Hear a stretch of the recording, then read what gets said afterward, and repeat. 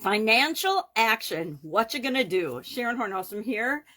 Day 132 of our BU 365-day challenge. Do one thing every day that improves us. And we are working on our SOAP framework. We've gone through our story, our financial story, our current versus our desired. We've considered options. Yesterday we brainstormed options and using the Power Vision movie technique. I would love to hear what you think and how that went for you. If it's the first time you've ever done it, it feels a little clunky sometimes, just like when we start meditating or when we start doing hypnosis or we start any new practice. Remember back when you started to walk or ride a bike? Probably not. It was a long time ago. But if you do, or learning to swim, it's a challenge at first. We don't just pop in the water and boom, we're swimming. We have to learn how to do it. And once we learn how to do it, we can practice and we can do it over and over again and master it. But until we do, it can feel uncomfortable. I felt the same way about the Power Vision movie visualization strategy and thinking about what do I really, really want and putting myself in that picture. Sometimes we feel guilty putting ourselves in that picture, like for some reason we don't deserve to have absolutely everything we want. And I'm here to tell you that is BS. That's absolute nonsense. So today, day 132, we are talking about financial action. The A in our SOAP framework, of course, stands for action. It also stands for, to me, analysis of the alternatives, right? Because if we don't compare alternatives and analyze alternatives, if we just think of something and do it, think of something and do it, we might be spinning our wheels and wasting a lot of time and energy doing things that aren't really going to get us the results we want as easily as they could. So what do we do before we even begin deciding what action we're going to take? We need to have a decision-making tool. And we have talked about the urine analysis. I know, a lovely name, and how we can use that to analyze alternatives. We've talked about, I'm going to grab my magnifying glass because I think we've talked about all of my favorites so far with the exception of one. We talked about, with respect to our physical well-being, the urine analysis. With respect to our emotional well-being, we used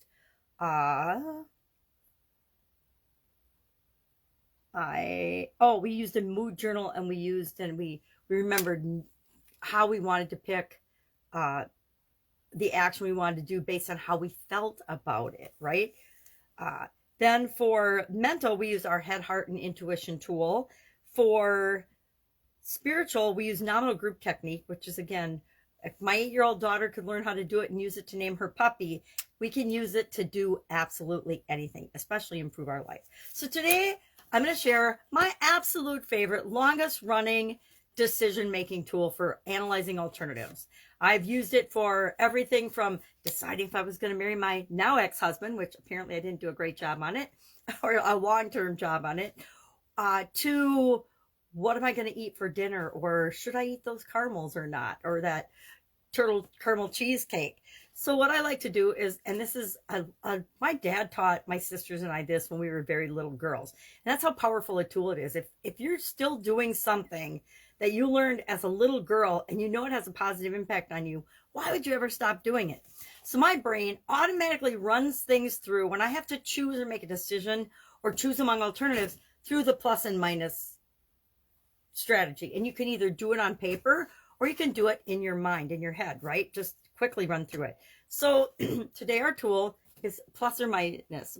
And I like to, when I'm doing it for something important or something big, I actually grab a piece of paper and write it down. That's how my ex-husband found the one I did on him before I decided if I was going to marry him or not, which is really hilarious. He was a little offended. And I'm like, hey, it's a tool my dad taught me. It works for me. You might want to try it sometime. So we think of our different alternatives, and for each one, we say, well, what are the negatives? What are the drawbacks? Why would I not want to do this? What could possibly go wrong? Those are all the negatives. You list those out. And then, well, what are all the positives of doing this particular thing? So I've taken my 3 options from yesterday, stuck them in my notebook for this particular challenge, and they're, I need my magnifying glass to see what I even put. Let's just pick one and run through it, for example. Here's one. Offer to set up a challenge for someone for their business. So what are the positives of doing that? Well, they get the proven for them and for me, right? For me, it's quick, easy. I've done it hundreds of times, if not thousands of times before. They get the best and all the knowledge and wisdom I've done from all of the challenges I've done. They get it done for them, which is super easy. And I could do it without having to think about it very much. Just get to know their business, then apply it to their business, come up with a challenge idea that works for them, that they like, that gets them the results that they want. So from a positive standpoint, quick, easy to do. I've got a lot of experience doing it. Negative, it would take my time and energy devoting and learning about a client's business and figuring out what would work best for them, and then actually creating it and probably having to deliver it, if not do the scripts and help deliver it, which just takes time and energy, right? So is there a negative to that? I don't know. Not super negative. And I will do that plus and minus for each of the alternatives that I picked, each of the 3 that I picked out of my, I think I only did a list of 12. I only did 12 yesterday. I was a little lazy, a little busy, a little preoccupied, and we had big storms, so that was my excuse for not doing more. Actually, I just got busy with other projects and other people and other things, and I didn't remember to like brainstorm 20 plus. But the assignment was 10, right? So it doesn't matter. So that's what we're going to do. We're going to run through our action item today is to use plus and minus to go through our alternatives. You can do all of the ones that you came up with, or you can, some of them you can just do in your head, right? Like if I look at my list and it says, sell a course. Well, what are the pluses and minuses of selling a course? Well, I would create a new course. Do I have courses I could sell? Yes, I could take some of my existing courses and just remarket them, which would probably be a plus, quick, easy to do, etc. But to create a new course and sell a course, time, energy, takes quite a bit of time and energy, picking the niche market. What am I going to sell? What's the course going to be on? What do people want? Da, da, da, da, da, da. Then I have to set up the marketing for it, set up the funnel, etc. And that takes a bit of time.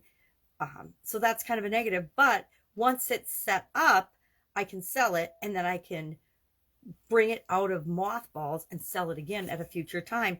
If the direction is still of interest to people right now in my niche market. Or I could turn it, and if it's super successful, make it evergreen. I could just have it run like every week or every 2 weeks or every month, whatever makes sense for the particular course.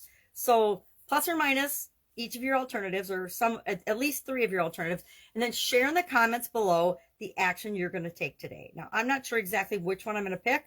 I haven't gone through the plus or minus for mine yet. So I'm going to go through mine, do the plus or minus, figure out which one makes sense to take action on, and then take the next logical action step today to move me toward creating that option, putting that whole option into play. Now I want to make $6,000 to $10,000, right? So am I going to put something in place like that, like the flip of a switch to create that? Probably not, right? Some of us are set up so that we can do that. We could just make an offer to our mailing list easily. Sorry about that. That was a reminder of a meeting I have coming up, so I better hurry up and get prepped for that. All right. If I can help you anyway, ask. Otherwise, I'll be with you tomorrow. Do this. It's fun. But remember, nothing happens with a decision until we take action toward that. So if we want to help to create what we want financially, we have to be willing to take a step toward it. And that's what the SOAP framework's all about. All right. Have an awesome day. Bye.